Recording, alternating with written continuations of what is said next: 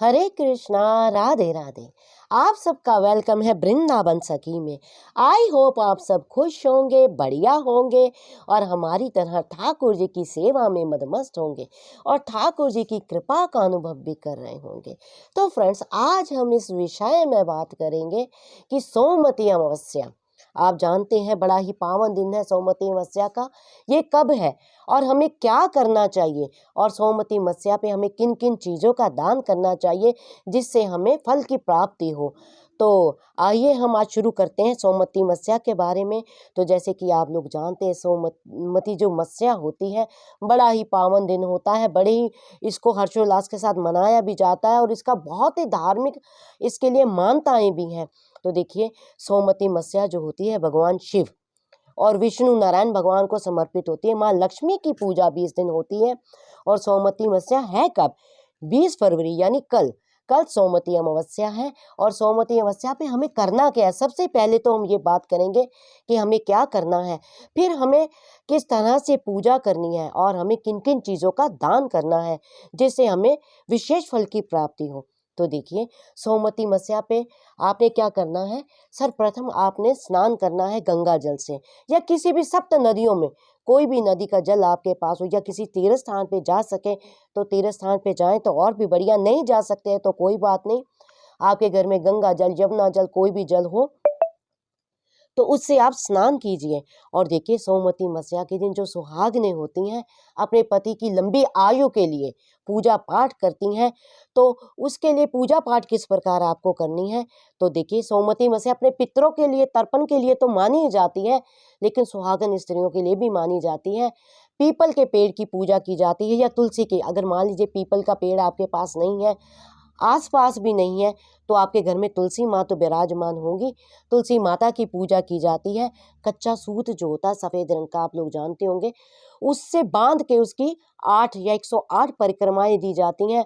व्रत किया जाता है, दान किया जाता है। तो सोमवती अमावस्या पे बहुत ही, और पितरों के लिए विशेष होती है। पितरों के लिए नाम का तर्पण किया जाता है सोमवती अमावस्या पे, उनके नाम का दान दिया जाता है पितरों के लिए। और गंगा स्नान किया जाता है। गंगा स्नान का कुछ विशेष ही महत्व है। और भगवान नारायण की पूजा की जाती है, भगवान शिव की पूजा की जाती है सोमवती अमावस्या पे। और जो घर का ईशान कोण होता है, ईशान कोण किसे कहते हैं? ईशान कोण कहते हैं जब पूरब और उत्तर का जो दोनों को मिला के जो कोण बनता है। क्योंकि घर में आप लोग जानते हैं 4 दिशाएं होती हैं हर जगह की। आप घर की एंट्रेंस पे खड़े हो जाइए, जहाँ से आपके घर की एंट्रेंस है, जहाँ से आपका घर स्टार्ट होता है, वहां से देखिए 4 कोने होंगे। जो 4 कोनों में जो पूर्व और उत्तर दोनों को मिला के जो कोण बनता है उसको बोलते हैं ईशान कोण। तो ईशान कोण पे आप एक दिया लगाइए माँ लक्ष्मी के नाम का। उसमें उसको लगाने से आप में माँ लक्ष्मी प्रसन्न होगी। घर में कभी धन धान्य वैभव और किसी चीज की कमी नहीं रहेगी। सुख संपदा आपके घर में विद्यमान रहेगा। और देखिए, अब विशेष बात यह कि हमें किन चीज़ों का दान करना चाहिए जिससे हमें फल की प्राप्ति हो। तो देखिए, सर्वप्रथम आप लोग जानते हैं कि दूध और चावल का दान करना चाहिए अमावस्या पे। और पितरों के लिए हम नहीं, कुछ ज़्यादा तो आप खीर बना सकते हैं, खीर बना सकते हैं। अगर खीर नहीं बना पा रहे हैं तो दूध और चावल का दान कीजिए। खीर विशेष रहती है, पितरों के लिए खीर विशेष रहती है, तो आप दूध चावल यानी खीर का दान कीजिए। दूसरा आप दान कर सकते हैं काले तिल का। काले तिल भी विशेष रहते हैं और सोमवती अमावस्या पे काले तिल का बहुत बड़ा महत्व है। आप काले तिल का दान कर सकते हैं। आप दान कर सकते हैं वस्त्र दान। जैसे किस प्रकार, मान लीजिए आप किसी ब्राह्मण को या किसी नीडी को आप धोती कुर्ता साड़ी सुहाग का सामान, जब आप तुलसी पूजा करेंगे उसमें भी सुहाग का सामान आप दान कर सकते हैं। फिर आप दान कर सकते हैं भूमि दान। भूमि दान बहुत बड़ा दान माना गया है। अगर आपका सामर्थ्य है, अगर आप समर्थ योग्य हैं, दान करने योग्य हैं, तो थोड़ी सी भूमि दान आप कर सकते हैं अपने पितरों के नाम की, अपने अपने परिवार के नाम की। आप भूमि दान कर सकते हैं या दान कर सकते हैं आप सोना या चांदी। सोना चांदी अगर आप सामर्थ्य रखते हैं तो सोना चांदी भी आप दान कर सकते हैं।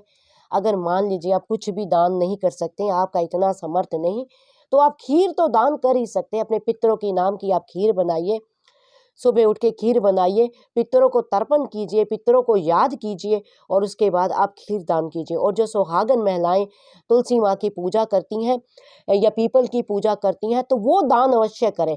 दान आप कर सकते हैं, अन्न का दान कर सकती हैं।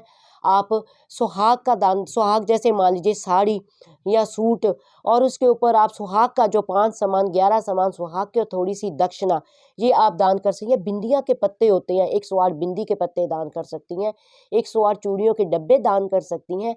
मतलब जितना 108 नहीं कर सकती हैं तो 8 तो आप कर ही सकती हैं। 8 की रेशो में लेके आप इन चीज़ों का, जो सुहाग की चीज़ें होती हैं, बिंदिया, पायल, बिछिया, चूड़ियाँ, ये लिपस्टिक, जो भी जो सुहाग की चीज़ें आती, सिंदूरदानी, ये इन चीज़ों का आप दान कर सकती हैं।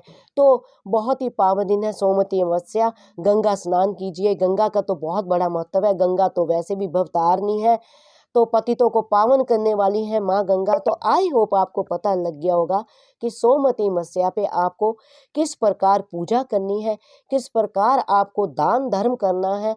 तो अगर फिर भी आपके मन में किसी प्रकार का कोई संशय हो तो मुझे आप कमेंट बॉक्स में लिखिए। जितना मैं नॉलेज रखती हूँ, जितना मैंने संतों से सुना है, जितना मैंने रसिकों के संग से पाया है, और जितना श्याम सुंदर के प्रेम में पाया है, उसके अकॉर्डिंग मैं आपके प्रश्नों का उत्तर आपको देती हूँ।